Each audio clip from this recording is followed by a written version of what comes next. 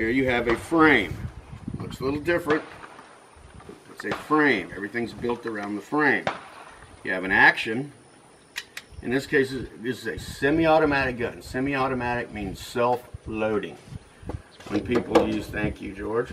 When people use the term automatic when referring to most all of these pistols, that's not exactly the right verbiage, the right terminology, because an automatic, when you use the terms in a more legalistic sense, I guess it would be fair to say, more accurate, it means one pull the trigger, you get multiple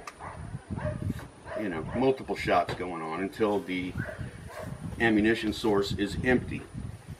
Semi-automatic means you pull the trigger once, it fires, best case, fires, unloads, and reloads the gun. You've got your frame, you've got your action, which I'll demonstrate more thoroughly in a moment, but basically the action operates in this fashion.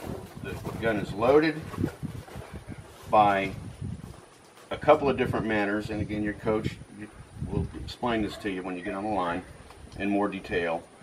But let me start with the magazine. We're going to load the ammunition into the magazine. I'll show you how to do that on the firing point. The magazine, as the ammunition source, is introduced into the grip of the gun. All right, and by one of a couple different means, the slide is this part of the action, is released, loading the ammunition into the chamber. So we'll have them show you how a safety works once you get on the line also. But for intents and purposes, once you let that slide go, the ammunition's in the chamber, it's showtime. So be very aware. That's always pay attention, but when you're at that stage, now you always want to treat these things like they are loaded. I like to think of it in terms of you treat it just like it's loaded, especially when you have loaded it, okay?